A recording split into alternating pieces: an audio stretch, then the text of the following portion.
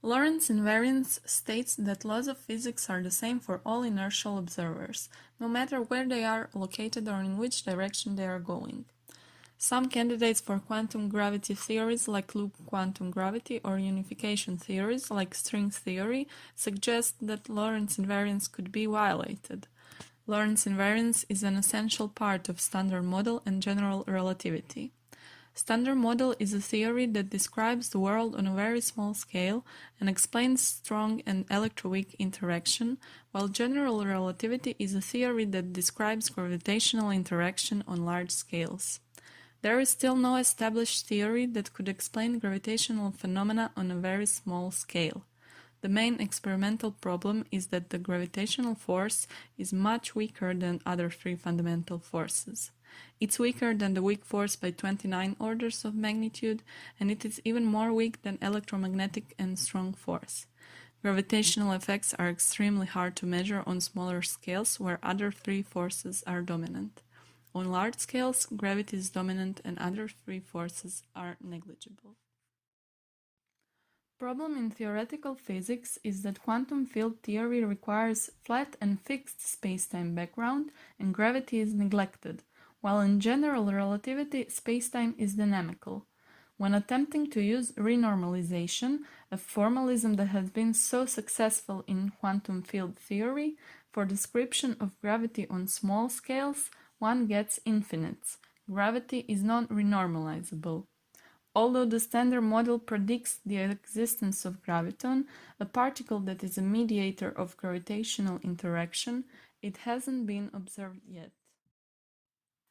It is expected that quantum gravity effects are significant on very small lengths around Planck length and very high energies around Planck energy. These scales are not available to us right now and probably never will be, but we might still find a way to measure consequences, like Lorentz Invariance Violation or LIV, that are predicted by some candidates for quantum gravity theories.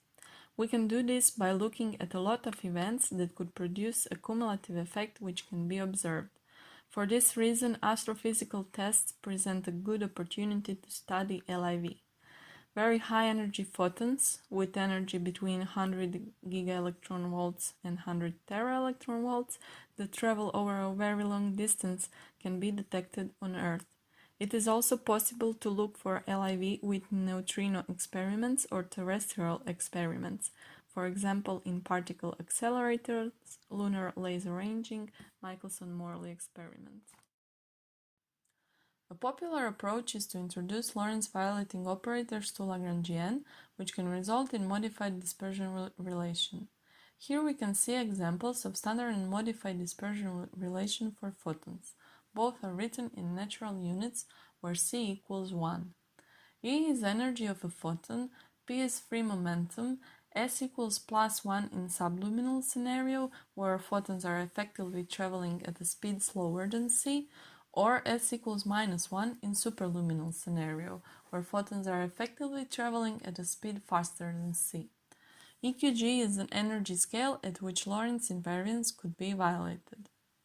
In the limit where EQG tends to infinity, standard dispersion relation is obtained. Modification of dispersion relation can lead to phenomena like energy-dependent photon velocity, photon decay, photon splitting or vacuum birefringence, which are not possible in standard Lorentz invariant case. In this video, we will talk about two recent papers that use three different astrophysical methods to probe LIV.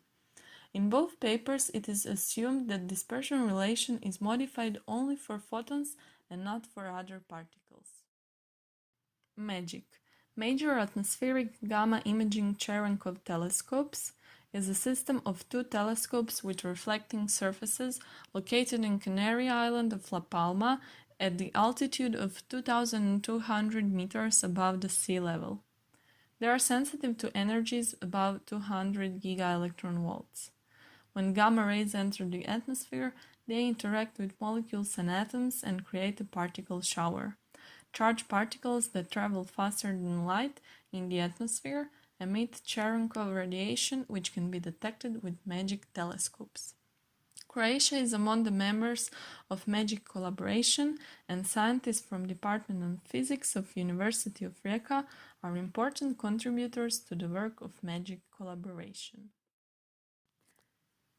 In this article, LIV was examined using the time-of-flight method. Modification of dispersion relation leads to energy-dependent photon group velocity, which leads to time delay between photons that have different energies.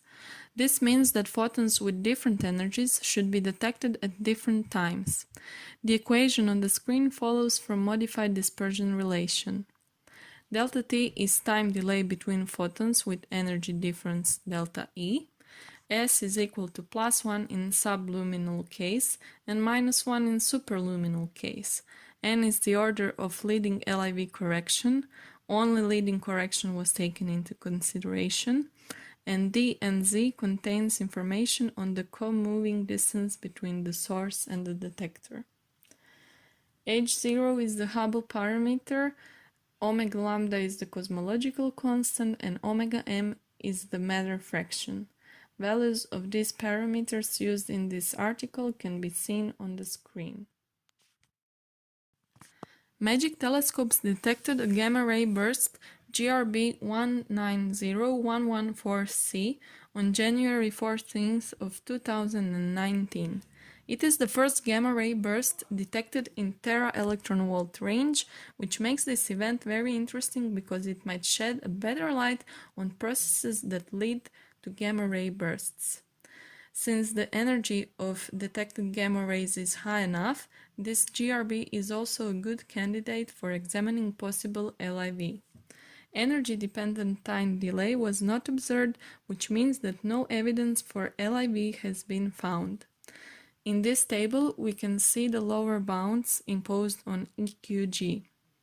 The bounds on linear term where n equals 1 are 0.55 times 10 to 19th gigaelectron-volts for superluminal scenario and 0.58 times 10 to 19th gigaelectron-volts for subluminal scenario, which is comparable to Planck energy.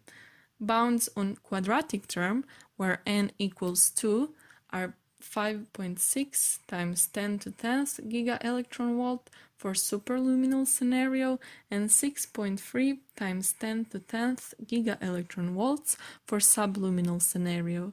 These results are comparable to the results obtained by the time-of-flight method in other recent articles. HAWK, short for High Altitude Water Cherenkov Observatory, is located near Puebla, Mexico, at the altitude of 4,100 meters. HAWK uses water stored in 300 tanks to observe charged particles created in air showers that were produced by high-energy gamma rays. Particles are detected when they emit Cherenkov radiation passing through the water in tanks. Detectors are very sensitive to gamma rays with energies between 100 gigaelectron-volts and 100 tera-electron-volts. This article explores the possibility of vacuum photon decay to electron-positron pair and photon splitting to free photons, reactions that Lorentz invariance forbids because momentum and energy can simultaneously be conserved in vacuum. These reactions might be possible if dispersion relation is modified. This is the modified dispersion relation for photons that are used in this article. Here, E gamma is the energy of the photon, P gamma is the photon free momentum, alpha n is the LIV parameter, and n is the leading order of the correction. This equation is also written in natural units. From here, we can obtain EQG. For photons with energies above some threshold energy, the decay occurs over very short distances. Therefore, there should be a hard cutoff in the observed energy spectrum. This method is very efficient because no photons with energies above the threshold energy will reach the Earth. By examining the observed spectrum, it is possible to set a lower bound on the threshold energy for photon decay. A photon can decay to fermions through different channels, but this article considers only decay to electron-positron pair. In this paper, 4 galactic sources of VIG gamma rays were observed and no evidence of LIV was found. As we can see on this diagram, there was no cutoff at energy that was predicted by Lorentz Invariance Violating models. Results are presented in this table. For photon decay, combined lower limit on linear term is 2 times 10 to 22 gigaelectron volts or 1820 times the Planck energy. Lower limit on quadratic term is 0.8 times 10 to 14 gigaelectron volts, and when considering quadratic term for photon splitting to 3 photons, order of magnitude of lower limit is 10 to 14 or 10 to 15 gigaelectron volts, depending on the source. Limit on quadratic term for photon splitting can be calculated by combining different sources because it depends on the distance of the source from the Earth. These limits are improved by 1 to 2 orders of magnitude over previously reported values when using this method. We presented 2 articles, one by Magic collaboration and one by Hawk collaboration. 3 methods for probing LIV with astrophysical tests were used: time of flight, photon decay, and photon splitting to 3 photons. No evidence for LIV had been confirmed in this article, neither had it been confirmed by any conducted research thus far. However, more and more constraining limits are being set on Lorentz violating parameters. You can see the most recent data tables for Lorentz and CPT violation by Kostelecki and Russell in the description. Testing LIV is a new and promising area of physics that could take us a step further towards better understanding of the universe.